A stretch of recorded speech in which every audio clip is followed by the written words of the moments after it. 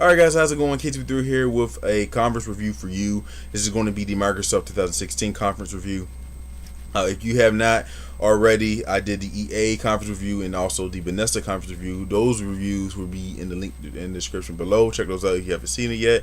So pretty much Microsoft, what would they do? Would they show out more stuff from last year, or would they go to a different route? And for the most part, they showed games on top of games after games. So that's going to be a subtitle here. They show games, and more games. Pretty much they opened up with Phil Spencer coming out and saying pretty much it's going to be a $299 Microsoft Xbox S. It's coming out sometime this August. And pretty much it was already leaked before, so now it was actually confirmed, and it looks amazing. It's $299. It looks very slim. It's all white. It definitely looks very, very amazing. And on top of that, they went to Gears of War 4, and pretty much they showed about a good 10 minutes gameplay. And it looks amazing. Everything from the atmosphere, everything from just the guns and stuff. Look like they had like some type of new type of gun you shoot disc caps or something, like something from a Dead Rising game. It looks amazing. And on top of that, it was a PC and Microsoft exclusive. That's going to be a theme throughout this whole video, because pretty much that was a lot of games saying that and stuff. So pretty much, yeah, they showed some stuff for Gears of War off the bat, and it was pretty good. On top of that, they showed a new trailer of Killer Instinct, and they pretty much introduced a new character, General Rad. I think I'm saying that right, General Ram from Gears of War, and pretty much just showed a little slight video of him just fighting an enemy on there, or a player, or a character. It seems pretty cool, definitely for the guys who still play in for Killer Instinct. On top of that, we have For Horizon. It says it's going to be primary in Australia.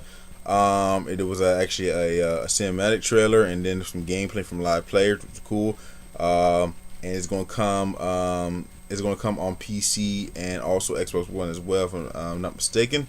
And it's supposed to release sometime this September, so that's good. On top of that, Recore kind of we see more of what Recore is going to be. Like it's fighting different types of robots and stuff like that. Like it was like a third person game. Pretty much you could rip cores and stuff from these certain robots and rebuild them as your own robots, which is cool. Kind of reminds me of a Ratchet and Clank feel to it, which is cool because I'm a very big Ratchet and Clank fan, and it looks pretty amazing. Definitely cool. It looks like you can have multiple robots at once as well. So definitely from the trailer for Recore, it looks interesting. I can't wait to see when they release the date or show some more gameplay. Definitely looks cool. On top of that, I think they showed some Final Fantasy. Some Final Fantasy gameplay for the Microsoft for Xbox One S. Pretty much it was a boss battle. Whoever was playing that game, I think they were going against the Titan. Whoever was playing that demo, they was getting destroyed. I mean, not really destroyed, but they were getting hit. They were getting like knocked out and stuff. So I'm like, wow. I'm like, man, come on, bro. But for the most part, visually it looks good. It still looks amazing. Still coming out, I believe, September 30th, if I'm not mistaken. Check here. Yeah, it's still coming out September 30th, so it's cool. It was a new trailer on The Division. I think it was a new DLC dungeon or something like that. New content for people who still play The Division, so some good stuff right there. They got some stuff. It said but they brought up the Battlefield 1. It's October 21st, but Xbox Live players and EA Access can get it October 13th. And it was actually a trailer after that. It's the same trailer we seen from EA's trailer. And pretty much, they talked about some Xbox Live stuff, new features like background music of your choice, choose what language you want, bring Cortana to Xbox Live, and pretty much you talking about some Xbox clubs, and pretty much it's like, it sounds like it was a social clubs you can join based on your interest, stuff like that. So it's actually adding extra stuff to the extra Xbox features or the dashboards and things like that. So some cool stuff. It's kind of interesting as well because I think Fail to Listen, also known as Icy Rhythms, he pretty much said that people were actually excited or yelling for background music, and even though last generation that was a big thing and that was already added, for this generation the console, I don't even think the PS4 even have it now. The PS4 don't even have freaking desks. You can have your creative screen background, which is a damn shame. But the people were actually hyped about the background music, even though it should have been there for the most part. It is what it is. But for like next generation, hopefully most of these common futures that been on last generation, this generation transfer over. That's all I'm saying. It's kind of a shame. It's kind of silly too. But on to some other stuff. They said some Minecraft friendly update. It's coming to iOS, Windows 10, and Xbox Live. We can play all your Minecraft together, which is cool. They have stuff for everybody here. Stuff like for the Xbox Live stuff and Microsoft. I'm not going to take points of that. I don't really like Microsoft. I mean, not Microsoft. I don't really like Minecraft that much or anything like that. Because you create stuff, and I hate creating things because I suck at it. But in general, it's pretty much it's an audience for Minecraft, and definitely talking about Minecraft for a while. They didn't stay on it like 10 minutes or 20 minutes like EA on sports, but they kind of stood there, but for a common knowledge, for a common ground to get the gist of it. So it was pretty good that way. Also have I'm messing up here. Customization, customo. I can't even speak. Customized controllers. Come to Xbox One. Choose your own choose your own colors and engravings on the controller you want, which is cool. They also showed a new game. Oh no! They also showed a very strange trailer called We Happy Few. We Happy Few automatically gave me BioShock feels. I think it's going to be just for Xbox One for right now, limited time, and then come to PS4. That gives me BioShock feels, and if you've been with me, been on my channel for a while, I am a BioShock fanatic. My God, when that comes out, I'm definitely going to cop it, because I definitely got the BioShock feels from it. Definitely amazing, and I'm like, man, it was just like, wow, it was I was speechless. I definitely liked it. On top of that, they showed some was a new game based on the card game The Witcher, which is called Gwent. On top of that, they have a new trailer as well for Tekken 7, showing Hichi, I believe. I know I'm saying that wrong.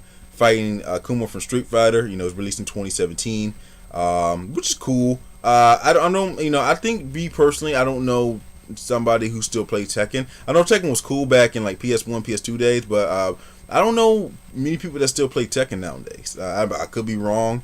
But Tekken was good back in the day. Was very popular back in the day. So this maybe bring some people back to it who haven't played for a while.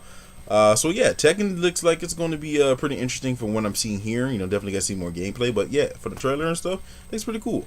Then also there was a Dead Rising 4 which actually was leaked. It got a little trailer, which is cool because because within the trailer it was snowing and stuff, I believe, and pretty much it shows snow and whoever was actually in the audience, which is nice. It's supposed to be coming out this holiday season, so it's another that's another exclusive you can look forward to, along with Gears and Forza. So pretty much Microsoft got 3 key ones coming out this year. On top of that, you have Scalebound as well. That's coming out next year, and it's actually show more of the actual boss battles, which is cool. The frame rate got a little better. Definitely was looks pretty enjoyable. For me personally, I want to see how big the actual RPG actually is. I want to see the guy, some gameplay of some dialogue and probably some some smaller enemies. I just want to see like the whole landscape of like what Scalebound is pretty much gameplay wise and stuff like that, and story wise. But most part, from Platinum Games, Platinum Games have been up and down, with the TMNT. You should be ashamed of yourselves. So, probably they can redeem themselves in this game. From what I've seen, it looks very good. Definitely get to see some more gameplay and stuff like that in general. But for the most part, it looks pretty good. And on top of that, I think we seen a Sea of Thieves, which is by Rare. This game looks very epic. The only thing I have to say about this is the people who were actually playing it. I think we were live players. The people who were actually playing, they looked like they was overreacting too much, man. Like for when ship battles, when it was flooding in the ship, I think it was overacted just a little bit too much. But overall, I think the game looks very amazing and didn't really get me out of sync. And pretty much you have State Declare, which is a upcoming co-op zombie survival, which is cool. And Halo Wars 2, which is coming out next year, February 21st to be exact. And it's going to be you can play anywhere or Xbox One. It's going to be available on Xbox One this week long for the beta. And on top of that, they talk about the Project Scorpio, which I thought maybe a bad idea because pretty much Sony could do the upper hand, come on upper hand, and now something different. But it was actually a very good idea because pretty much Sony. This is actually this video is actually recorded after Sony's conference, like that Tuesday, around 11:30 a.m. So pretty much I already seen the Sony conference. They didn't say anything. You know, if you seen the Sony conference, they didn't say anything about the Neo or whatever. They're probably saving it for later. Yeah. For the most part, yeah. Scorpio, they kind of get that. They got that introduced and stuff, and they said some of the futures, and they set it up for the future. So I definitely like how they set it up and stuff. And I would say it was going to be a little bit bad if Sony capitalized and said, okay, the Neo is going to be twice as bigger or just going to be twice as powerful, but they didn't do anything. So I think for the most part, it was pretty good on Microsoft's behalf. And overall, they showed the games, they showed the content, they showed everything. You know, we got some release dates. It was amazing. I give it a 9 out of 10. You know, they show the games. That's what many people want. They show the games. Amazing.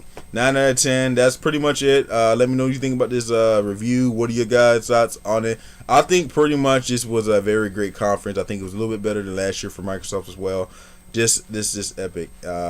Yeah, this pretty good. So I give it a 9 out of 10. Thanks for watching. I'm not gonna spend more time on it. You know, waste your time. It's 11 minutes. I think it was pretty good. I'm supposed to be doing a Sony conference as well with 6 Mile Red Run sometime today. If not, I'm probably going to do a solo and maybe upload it probably tomorrow or tonight. We have no idea. But yeah, I will have to do a review conference with somebody on that one or by myself. So pretty good stuff. Thanks for watching. I'll see you guys later in my next gaming news videos, discussion videos, and just videos in general. Have a nice one, guys. Thanks again.